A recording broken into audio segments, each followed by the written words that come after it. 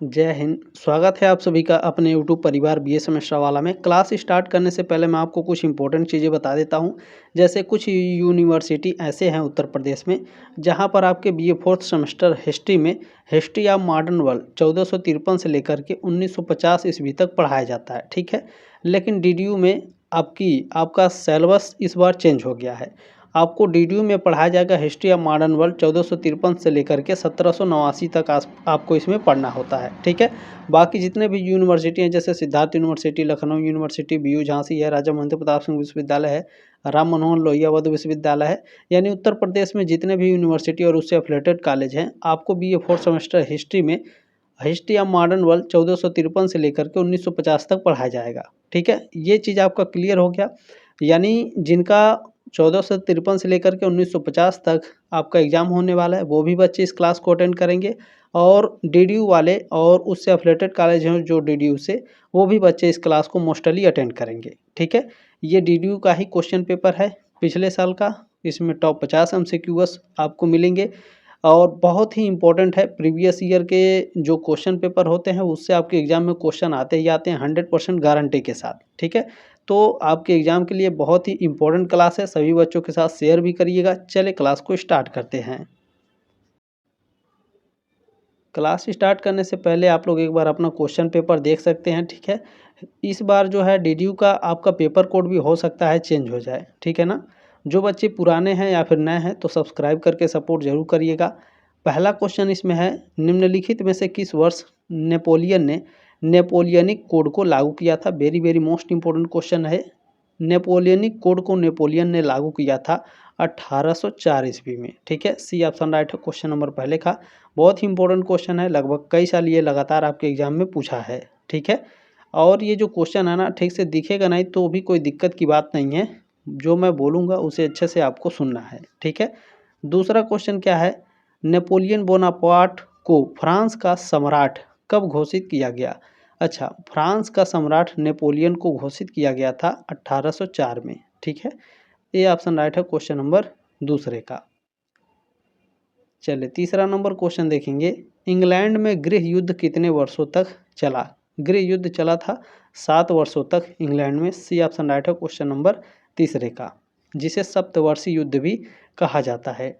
4 number question है, tennis court की शपथ की घटना किस दिन हुई। टेनिस कोर्ट की शपथ की घटना हुई थी 21 जून 1789। ये वास्तव में हुई थी 20 जून को, ठीक है ना।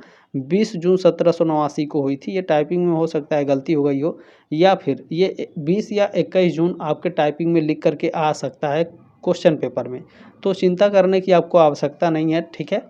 चलें, डी ऑप्शन आपका राइट है क्वेश्चन नंबर 4 का। इसको पूरा नंबर आपका मिलेगा, ठीक है। ये बात ध्यान रखेंगे, हो सकता है टाइपिंग में गलती हो गई हो पेपर बनाते वक्त। चलिए 5 नंबर क्वेश्चन क्या है, जून 1815 ईस्वी के किस युद्ध में नेपोलियन की हार हुई। आप सभी लोग जानते हैं नेपोलियन की जो हार हुई थी वो वाटरलू की लड़ाई में हुई थी। वाटरलू के युद्ध में ये नेपोलियन हार गया था। नेपोलियन 1815 में हारा था। यहाँ पर कई क्वेश्चन आपसे पूछे जाएंगे। वाटरलू का युद्ध कब हुआ था, जून 1815 में। कब जून, तो 18 जून, ठीक है। बहुत ही इंपॉर्टेंट है। 18 जून 1815 को वाटरलू का लड़ाई हुआ था नेपोलियन और किसके साथ हुआ था, ड्यूक ऑफ वेलिंगटन के साथ हुआ था, और उसी से ये वाटरलू की लड़ाई हार गया था नेपोलियन, ठीक है। चलिए कई सारे क्वेश्चन मिलेंगे इसी तरीके से। नेक्स्ट क्वेश्चन है 6 नंबर की, सप्तवर्षीय युद्ध इंग्लैंड एवं फ्रांस के बीच कब हुआ था या कब से कब तक चला था। तो ये चला था 1756 से लेकर के 1763 तक। सी ऑप्शन राइट हो क्वेश्चन नंबर 6 का। एग्ज़ाम के बाद आप लोग अपना क्वेश्चन पेपर ज़रूर भेज दीजिएगा, ठीक है। अगर किसी के पास मेरा व्हाट्सअप नंबर नहीं है तो मेरा व्हाट्सअप नंबर ले लें, 7607574584। ये मेरा व्हाट्सअप नंबर है। किसी भी क्वेश्चन में कोई डाउट है तो भी आप हमसे पूछ सकते हैं, ठीक है। एग्ज़ाम के बाद आप लोग अपना क्वेश्चन पेपर ज़रूर भेज दीजिएगा ताकि मैं आंसर की आप लोगों के लिए प्रोवाइड करा सकूं, आप किसी भी यूनिवर्सिटी से हों, ठीक है। 7 नंबर क्वेश्चन है, नेपोलियन बोनापार्ट का जन्म कब हुआ। नेपोलियन बोनापार्ट का जन्म हुआ था 15 अगस्त 1769 को। सी ऑप्शन राइट है क्वेश्चन नंबर 7 का। चलिए 8 नंबर क्वेश्चन देखेंगे, 8 नंबर क्वेश्चन है आपका, धर्म सुधार आंदोलन का तत्कालीन कारण क्या था? धर्म सुधार आंदोलन का तत्कालीन कारण था क्षमा पत्रों की बिक्री। ठीक है, 8 नंबर क्वेश्चन का ऑप्शन नंबर डी करेक्ट है आपका। क्षमा पत्रों की बिक्री क्या है? तो 1517 ईस्वी में, क्या 1517 ईस्वी में पोप लियो 10 ने सेंट पीटर के बेसिलिका के निर्माण के लिए धन जुटाने हेतु क्षमा पात्रों की बिक्री शुरू की। इसमें जो पोप लियो 10 था वो कहता था कि आप इन पत्रों को खरीदिए, अगर आप पत्रों को खरीदते हैं तो आप अपने पापों से मुक्त हो जाएंगे। तो उसी समय जो मार्टिन लूथर थे, कौन? Martin Luther. ठीक है, तो मार्टिन लूथर ये इसके विरोध में आते हैं और 95 थीसिस लिखते हैं। इसके बारे में बहुत सारे क्वेश्चन आपके एग्जाम में पूछे जाएंगे और लगभग हर साल पूछा जाता है कि 95 थीसिस किसने लिखी?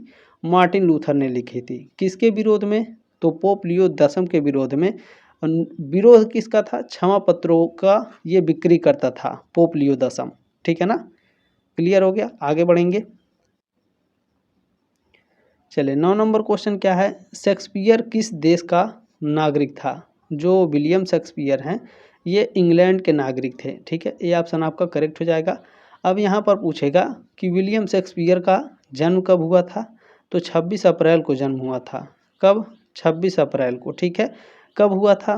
1564 में हुआ था। कहाँ हुआ था? इंग्लैंड में हुआ था। इंग्लैंड के किस जगह पे? तो स्टेडफोर्ड अपॉन एवन नामक शहर में हुआ था। ठीक है ना, क्लियर हो गया? चलिए आगे बढ़ेंगे। 10 नंबर क्वेश्चन देखेंगे, पूछा गया है। देखें, मार्टिन लूथर ने कितने प्रस्तावों की एक सूची तैयार की?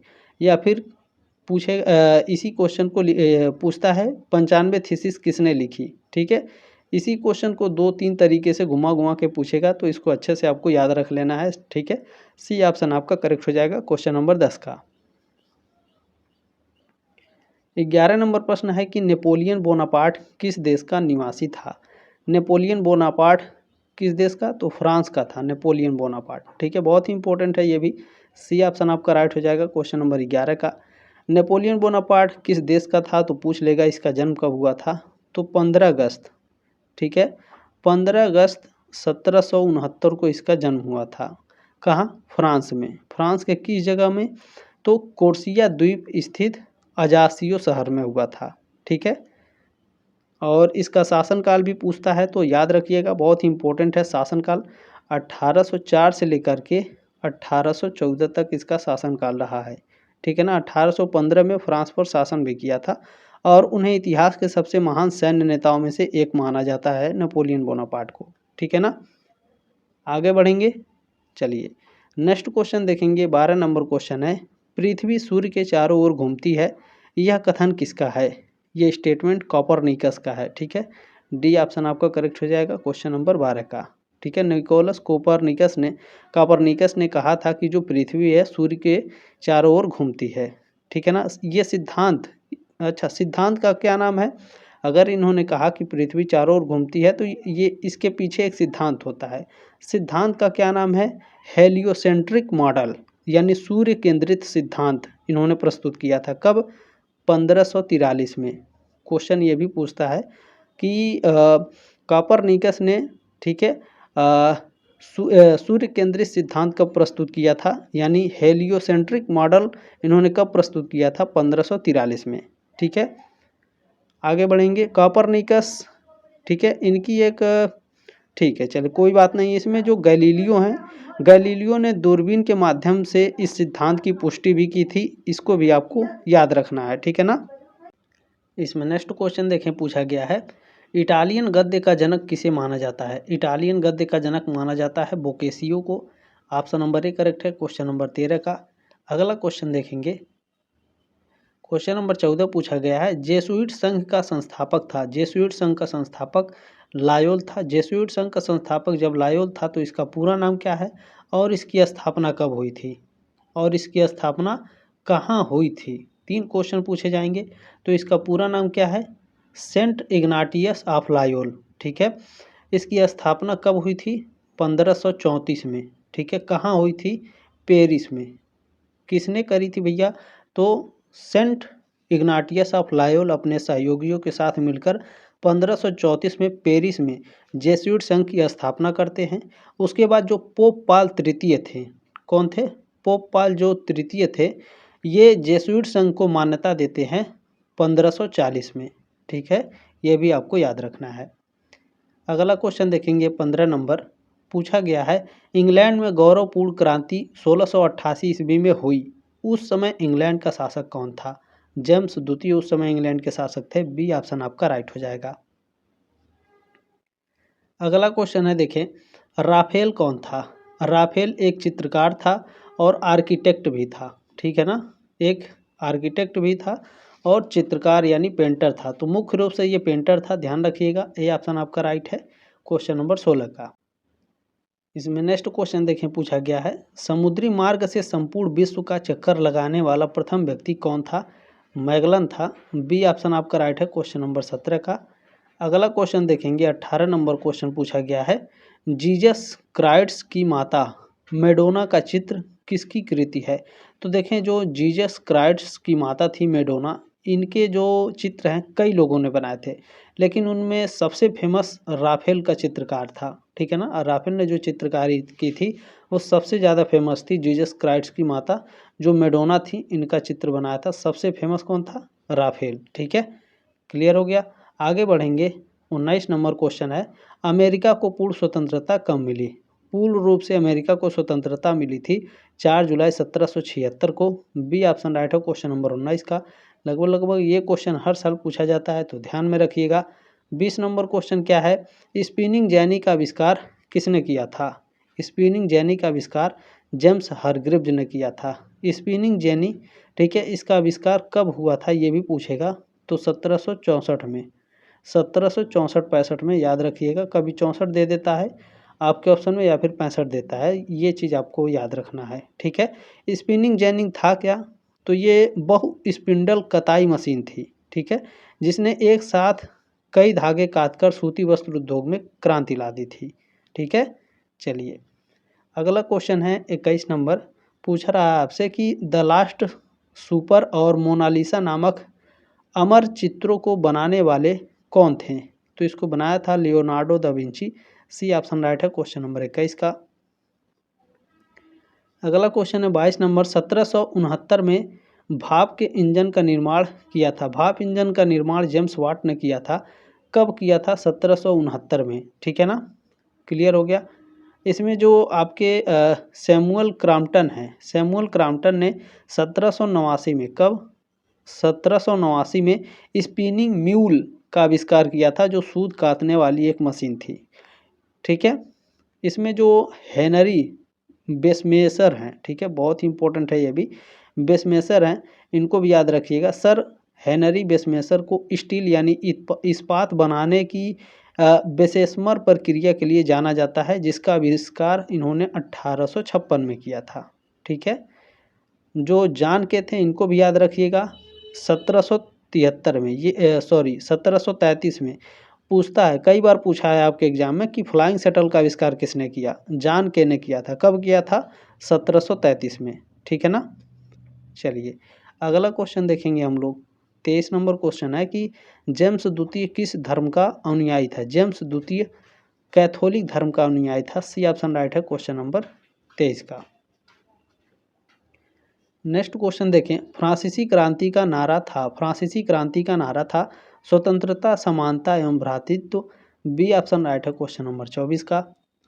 अगला क्वेश्चन देखेंगे 25 नंबर पूछा गया है मैनचेस्टर से लिवरपूल तक 28 मील लंबी नहर का निर्माण जेम्स ब्रेडले ने कब किया था? तो 1772 ईस्वी में किया था। डी ऑप्शन राइट है क्वेश्चन नंबर 25 का।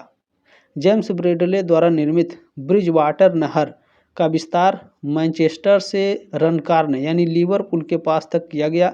यह हिस्सा 1772 में बनकर पूर्ण रूप से तैयार हो गया था। जो ये नहर का निर्माण किया गया था, ठीक है, ये आधुनिक इंग्लैंड की पहली नहर मानी जाती है। ठीक है ना, और जो इसमें बात करें, जो ये हैं जेम्स ब्रेडले, इनको नहरों का जनक कहा जाता है। ये एक इंजीनियर थे जेम्स ब्रेडले। बहुत ही भयंकर इंजीनियर थे उस समय में। सोचिए 1772 में, अभी आप 2026 में हैं, ठीक है ना। चले नेक्स्ट क्वेश्चन है कि एडमंड कार्टराइट ने किसका आविष्कार किया। एडमंड कार्टराइट ने आविष्कार किया था पावरलूम का, ठीक है, पावरलूम का आविष्कार किया। ये ऑप्शन राइट है क्वेश्चन नंबर 26 का। क्लियर हो गया। अच्छा, पूछेगा कि एडमंड कार्टराइट ने पावरलूम का आविष्कार कब किया था। 1785 में किया था, ठीक है ना। चले आगे क्वेश्चन। इसमें जो वाटर फ्रेम है इसका आविष्कार किसने किया था। रिचर्ड आर्कराइट ने। फ्लाइंग शटल का आविष्कार किया था जॉन के ने, ठीक है। भाप के इंजन जेम्स वाट। पावरलूम का आविष्कार किसने किया। एडमंड कार्टराइट ने। कब। 1785 में, ठीक है। चलिए अगला क्वेश्चन देखेंगे, 27 नंबर है। जूलियस सीजर के रचनाकार थे। जूलियस सीजर के रचनाकार शेक्सपियर हैं, ठीक है। बी ऑप्शन आपका राइट है क्वेश्चन नंबर 27 का। शेक्सपियर ने यह प्रसिद्ध त्रासदी जो ट्रेजेडी है, नाटक है, लगभग 1599 ईस्वी में लिखा था, ठीक है ना, जूलियस सीजर। और इसका प्रकाशन कब हुआ था। 1599 में लिखा था, तो 1623 में इसका प्रकाशन हुआ था जूलियस सीजर का। क्योंकि प्रकाशन वर्ष पूछता है, लिखा कब गया था ये नहीं पूछता है, प्रकाशन वर्ष जरूर जल्दी पूछ लेगा, ठीक है। चलिए नेक्स्ट क्वेश्चन है, इनमें से कौन चर्च द्वारा लिया जाने वाला धार्मिक कर था। धार्मिक कर टाइथ था। ये ऑप्शन राइट है क्वेश्चन नंबर 28 का। 29 नंबर क्वेश्चन पूछा गया है आपसे कि सेंट पॉल गिरजाघर स्थित है लंदन इंग्लैंड में। सेंट पॉल गिरजाघर स्थित है। डी ऑप्शन राइट है क्वेश्चन नंबर 29 का। अगला क्वेश्चन है 30 नंबर। एलिजाबेथ प्रथम का संबंध कौन से वंश से था। ट्यूडर वंश से था एलिजाबेथ प्रथम का संबंध, ठीक है। ए ऑप्शन राइट है क्वेश्चन नंबर 30 का। एलिजाबेथ का संबंध ट्यूडर वंश से था। वे इंग्लैंड और आयरलैंड की रानी थी। 1558 से लेकर के 1603 अपनी मृत्यु तक शासन करने वाली ट्यूडर राजवंश की अंतिम शासक थी ये, ठीक है ना। उनका शासनकाल एलिजाबेथ युग के रूप में भी जाना जाता है।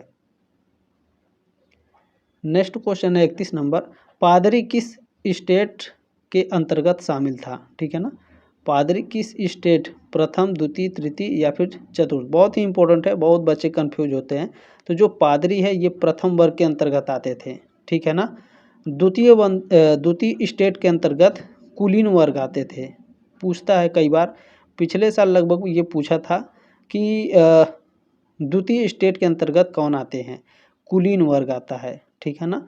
पूछेगा तृतीय स्टेट के अंतर्गत कौन आते हैं, तो आम लोग आते हैं, ठीक है। आम लोग आएंगे तृतीय के अंतर्गत, ये चीज़ आपको याद रखना है। नेक्स्ट क्वेश्चन है 32 नंबर पूछा गया है। फ्रांस में मानव एवं नागरिक अधिकारों की घोषणा किसने की। राष्ट्रीय महासभा ने की थी। बी ऑप्शन राइट है क्वेश्चन नंबर 32 का। फ्रांस में मानव एवं नागरिक अधिकारों की घोषणा राष्ट्रीय महासभा ने की। कब की थी, ये भी आपसे एग्जाम में पूछ सकता है। तो 26 अगस्त, ठीक है ना। कब की थी, 26 अगस्त 1789 को, ठीक है। क्लियर हो गया, आगे बढ़ेंगे ना। चलें नेक्स्ट क्वेश्चन पूछा गया है, जैकोबिन दल का नेता कौन था। जैकोबिन दल का नेता रोबेस्पियर था। ए ऑप्शन राइट है क्वेश्चन नंबर 33 का। अगला क्वेश्चन देखेंगे हम लोग, 34 नंबर है। किसने 4 मार्च 1865 को अब्राहम लिंकन की हत्या कर दी थी। तो जॉन विल्कीज बूथ ने अब्राहम लिंकन की हत्या की थी। कब की थी, 4 मार्च 1865। डेट याद रखना है।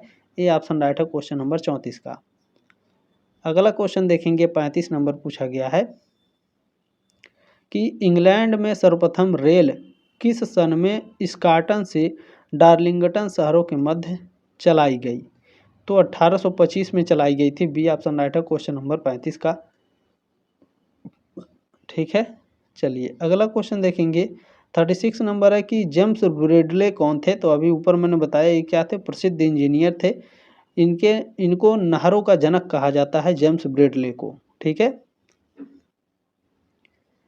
चलिए नेक्स्ट क्वेश्चन है 37 नंबर है। जर्मन भाषा में बाइबिल का अनुवाद किसने किया है। जर्मन भाषा में बाइबिल का अनुवाद मार्टिन लूथर ने किया है, ठीक है। क्लियर हो गया, डी ऑप्शन राइट है क्वेश्चन नंबर 37 का। चलिए नेक्स्ट क्वेश्चन है 38 नंबर। 38 नंबर क्वेश्चन है, पुनर्जागरण काल की सबसे प्रमुख विशेषता किसे माना जाता है? तो यह माना जाता है मानववाद को। बी ऑप्शन आपका राइट है। अगला क्वेश्चन है 39 नंबर, अमेरिकी नारा जो आयरलैंड में बहुत लोकप्रिय हुआ था, तो वो नारा क्या था? प्रतिनिधित्व तो नहीं तो कर नहीं, यानी टैक्स नहीं। ठीक है, 39 का बी ऑप्शन आपका करेक्ट है। अगला क्वेश्चन देखेंगे आप 40 नंबर, विश्व का प्रथम लिखित संविधान किस देश का है? विश्व का प्रथम लिखित संविधान अमेरिका का है। ठीक है, बी ऑप्शन राइट है क्वेश्चन नंबर 40 का। विश्व का प्रथम लिखित संविधान अमेरिका यानी संयुक्त राज्य अमेरिका का है। यह संविधान 1787 में फिलाडेल्फिया में संविधान सभा द्वारा तैयार किया गया था और 4 मार्च, ठीक है ना, 4 मार्च 1789 को लागू भी हुआ था। ठीक है, ये भी आपको याद रखने का पूछेगा कि हस्ताक्षर कब हुए थे? 1787 में। लागू कब हुए थे? 1789 में। ठीक है, नेक्स्ट क्वेश्चन है 41 नंबर कि द सोशल कॉन्ट्रैक्ट नामक पुस्तक किसने लिखी? सोशल कॉन्ट्रैक्ट लिखा है रूसो ने। प्रकाशन हुआ था इसका 1762 में। बहुत ही फेमस पुस्तक है, लगभग हर साल ये क्वेश्चन पूछा है। द प्रिंस, ये भी क्वेश्चन लगभग हर साल पूछा जाता है। द प्रिंस पुस्तक के लेखक कौन है? मैकियावेली। डी ऑप्शन आपका राइट हो जाएगा। अगला क्वेश्चन है 43 नंबर, मार्टिन लूथर किस देश से संबंधित था? मार्टिन लूथर जर्मनी का रहने वाला था। कहाँ का? जर्मनी का। डी ऑप्शन राइट है क्वेश्चन नंबर 43 का। अगला क्वेश्चन देखेंगे 44 नंबर है कि लोहे से इस्पात बनाने की विधि किसने खोजी थी? लोहे से इस्पात बनाने की विधि हेनरी बेसमेसर ने खोजी थी। बी ऑप्शन राइट है क्वेश्चन नंबर 44 का। औद्योगिक पैमाने पर लोहे से इस्पात यानी स्टील बनाने की सबसे पहली और क्रांतिकारी विधि का आविष्कार ब्रिटिश इंजीनियर सर हेनरी बेसमर ने 1850, ठीक है, 1850 के दशक में मुख्य रूप से लगभग 1856 में किया था। ठीक है, इसे बेसमर प्रक्रिया भी कहा जाता है। ठीक है, ये चीज़ भी आपको याद रखना है। अगला क्वेश्चन देखेंगे 45 नंबर है कि चर्च की सर्वोच्च सत्ता थी किसके पास? रोम के पोप के पास होती थी। ए ऑप्शन राइट है क्वेश्चन नंबर 45 का।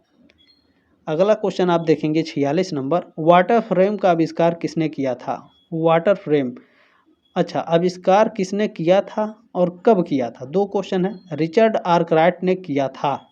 ठीक है, कब किया था? 1769 में। ठीक है, आगे बढ़ेंगे। चलिए, नेक्स्ट क्वेश्चन है 47 नंबर, गौरवपूर्ण क्रांति 1688 के बाद इंग्लैंड का राजा कौन बना? इंग्लैंड का राजा बना था विलियम। डी ऑप्शन आपका राइट है। नेक्स्ट क्वेश्चन देखेंगे 48 नंबर पूछा गया है, अमेरिका स्वतंत्रता संग्राम का अंत हुआ पेरिस संधि के बाद हुआ था। ठीक है ना, पेरिस की संधि के साथ अमेरिका स्वतंत्रता संग्राम का अंत हो गया था। डी ऑप्शन राइट है क्वेश्चन नंबर 48 का। अच्छा, अमेरिकी स्वतंत्रता संग्राम का औपचारिक अंत 3 सितंबर 1783 को हुआ था। 3 सितंबर, ठीक है ना, 3 सितंबर 1783 को पेरिस संधि के हस्ताक्षर के साथ ख़त्म हो गया था। ठीक है ना, ये चीज़ क्लियर हो गया आपका। आगे बढ़ेंगे। देखिए, क्लास को लाइक भी करते चलेंगे आप लोग, ठीक है ना। चलिए, नेक्स्ट क्वेश्चन देखेंगे। 49 नंबर प्रश्न है कि 1688 की क्रांति के बाद जेम्स द्वितीय इंग्लैंड छोड़कर कहाँ चला गया? तो ये फ्रांस चला गया था। बी ऑप्शन आपका राइट है, फ्रांस चला गया था। तो इसको पनाह किसने दी थी? तो लुई 14वें ने दी थी। ठीक है ना, लुई 14वें ने इसको पनाह दी थी जेम्स द्वितीय को। ठीक है, ये भी आपसे एग्जाम में पूछे जाता है, तो आपको याद रखना है। आगे बढ़ेंगे। चलिए, नेक्स्ट क्वेश्चन देखेंगे। लास्ट क्वेश्चन है। आपने जो प्यार और सपोर्ट दिया है इसके लिए आप सभी का तहे दिल से धन्यवाद। लास्ट क्वेश्चन बाबू ध्यान से देखेंगे, कैथोलिक कौन थे? कैथोलिक प्राचीन चर्च के अनुयायी थे। सी ऑप्शन राइट है क्वेश्चन नंबर 50 का। जल्दी मिलेंगे आपके नेक्स्ट क्लास में, तब तक के लिए जय हिंद, वंदे मातरम।